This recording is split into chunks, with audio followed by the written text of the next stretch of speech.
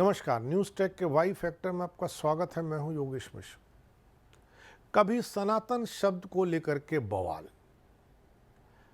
कभी राम मंदिर को लेकर के लड़ाई, कभी मथुरा और काशी को लेकर के तरह तरह की बात विवाद और वितंडा,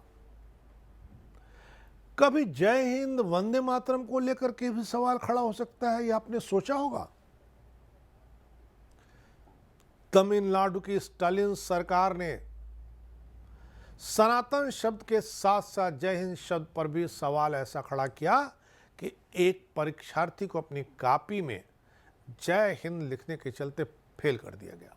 वह भी तब जब जय हिंद शब्द न बेढब है न असंगत है, बल्कि यह शब्द राष्ट्र प्रेम को दर्शाता है। यह शब्द एक देशभक्त की अभिव्यक्ति है। लेकिन यह सरल सत्य मदुराई हाई कोर्ट को याचिका नंबर 433/217 के मार्फत 6 नवंबर 2023 को स्टालिन सरकार को बताना पड़ा, वरना सनातन धर्म की अवधारणा की तरह ही के स्टालिन सरकार जय हिंद शब्द को भी अप्रासंगिक करार कर चुकी थी। मामले की शुरुआत बहुत सरल रही। तमिलनाडु राज्य लोक सेवा आयोग ने डिप्टी कलेक्टर की परीक्षा आयोजित की। एक युवती सुश्री एम कल्पना के परीक्षा पत्र में भारत के प्राकृतिक संसाधनों के महत्व और संरक्षण पर एक लेख लिखा। लेख के अंत में परीक्षार्थी ने यह भी लिखा कि हम प्रकृति से सामंजस्य बना कर रहे हैं, जय हिंद। इसे लोक सेवा आयोग के परीक्षक ने असंगत और प्रसंगहीन बना करके उसके नंबर काट लिए, परीक्षार्थी को फेल कर दिया। कल्पना को सूचना के अधिकार के तहत मांगे गए जवाब के बाद यह पता चला उसे 190 नंबरों की जगह 160 नंबर ही दिए गए हैं। चेन्नई स्थित लोक सेवा आयोग के सचिव के विरुद्ध कल्पना ने मद्रास हाई कोर्ट के मदुराई खंडपीठ के समक्ष याचिका दायर की। कोर्ट से कल्पना ने प्रार्थना की थी कि जय हिंद शब्द अमान्य नहीं है, यह राष्ट्रवादी शब्द है। कल्पना के वकील जी कार्तिक ने न्यायमूर्ति बट्टू देवानंद से आग्रह किया कि जय हिंद और प्रकृति से सामंजस्य बनाने की बात न बेढब है न प्रसंगहीन। उसने सर्वोच्च न्यायालय के एक निर्णय 5878/2014 का संदर्भ भी दिया। उसमें न्यायमूर्ति द्वय दीपक मिश्रा और अनिल दुबे ने 27 अगस्त 2014 को एक फैसले में निर्दिष्ट किया था कि यदि परीक्षार्थी की पहचान उसकी उत्तर पुस्तिका से पता चले तो परिणाम निरस्त हो सकता है। अपनी याचिका में कल्पना ने मांग की थी कि उसने राष्ट्र के प्राकृतिक संसाधनों के परीक्षण के समर्थन में लिखा था। अंत में उसने तर्क दिया कि मैंने अपनी कॉपी में अंत में यह लिखा था कि हम सब प्रकृति के साथ रहें, जय हिंद। इसमें अवैध या अनुचित क्या है? न्यायमूर्ति बट्टू देवानंद ने इस तर्क को स्वीकारा। लोक सेवा आयोग को आदेश दिया कि परीक्षार्थी कल्पना का पीसीएस में चयन कर लें।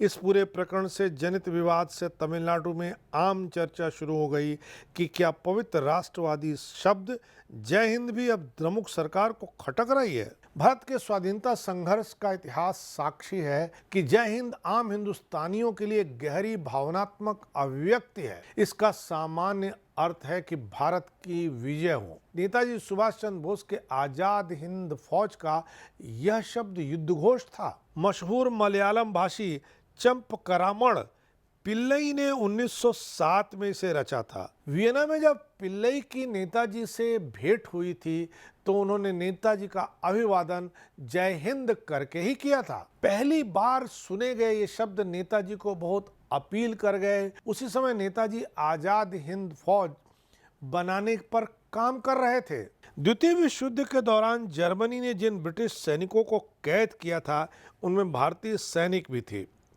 जर्मन की कैदियों की 1941 में छावनी में नेताजी ने इन्हें संबोधित किया। अंग्रेजों का पक्ष छोड़ आजाद हिंद फौज में शामिल होने के लिए प्रोत्साहित किया। यह समाचार अखबारों में छपा तो जर्मन में रह रहे भारतीय विद्यार्थी जैनुल आबिद हुसैन ने अपनी पढ़ाई छोड़ दी। नेताजी के सचिव का पद संभाला। आजाद हिंद फौज के लोग आखिर एक दूसरे का अभिवादन कैसे करें, जब ये सवाल आया तो जैनुल हसन ने जय हिंद शब्द का सुझाव दिया।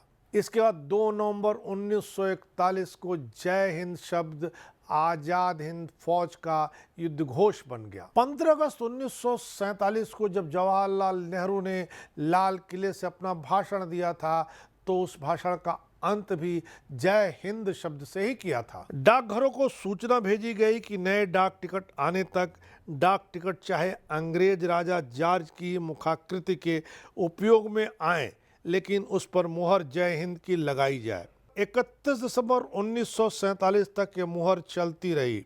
केवल जोधपुर के गिरदीकोट डाकघर ने इसका उपयोग नवंबर 55 तक जारी रखा। आजाद भारत के पहले डाक टिकट पर भी जय हिंद लिखा हुआ था। भारतीय स्वतंत्रता आंदोलन के दौरान जय हिंद का नारा क्षेत्रीय, भाषाई और सांस्कृतिक मतभेदों से परे एक एकीकृत शक्ति के रूप में उभरा।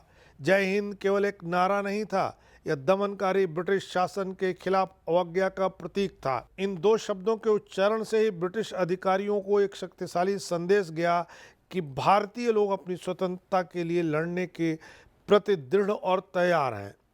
लेजेंड्स ऑफ हैदराबाद नाम की अपनी किताब में पूर्व प्रशासनिक अधिकारी नरेंद्र कई दिलचस्प किस्से और लेख लिखे हैं, जो अपने रूमानी मूल और मिश्रित संस्कृत के लिए प्रसिद्ध इस शहर से जुड़े दस्तावेजी साक्ष्यों, साक्षात्कारों और निजी अनुभवों पर आधारित हैं। इनमें एक कहानी जय हिंद शब्द के नारे की उत्पत्ति से भी जुड़ी हुई है। लेखक के अनुसार यह नारा एक कलेक्टर के बेटे जैनुल आबिदीन हसन ने दिया था। हसन इंजीनियरिंग की पढ़ाई करने के लिए जर्मनी गए थे। लूथर के अनुसार दूसरे विश्व युद्ध के समय नेताजी भारत को आज़ाद कराने के लिए सशस्त्र संघर्ष के लिए समर्थन जुटाने जर्मनी पहुंचे। स्वाधीनता संग्राम के लंबे इतिहास में कुछ शब्द, कुछ वाक्य अमर नारों की तरह गूंजते रहे, खासकर जंगे आज़ादी के दौरान। उसमें एक शब्द, एक नारा जय हिंद का भी था। हसरत मोहानी का नारा इनकलाब जिंदाबाद और बंकिम चंद्र चटर्जी का नारा वंदे मातरम भी उन्हीं में से एक था।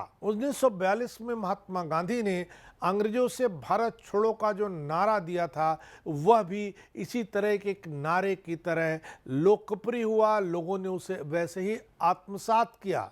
1911 में ब्रिटिश सम्राट के राज्यारोहण के समय रविन्द्रनाथ टैगोर ने जन गण मन लिखा, लेकिन गूंजता आज भी जय हिंद है, गूंजता आज भी वंदे मातरम है, गूंजता आज भी इनकलाब जिंदाबाद है। और कोई सरकार जो भारत के संविधान की शपथ खा करके कुर्सी पर आती हो, जो भारतीय लोकतंत्र के मार्फत जीतकर सरकार बनाती हो, वो इन शब्दों पर प्रतिबंध लगाना चाहे तो उस सरकार को राष्ट्र प्रेमी सरकार कैसे कहा जा सकता है? क्यों नहीं उस सरकार को राष्ट्रद्रोही सरकार कहना चाहिए? क्यों नहीं उस सरकार को अपदस्थ कर देना चाहिए? इस बार इतना ही। अगली बार फिर मिलेंगे किसी नए सवाल पर नए ढंग से बात करने के लिए। तब तक के लिए नमस्कार।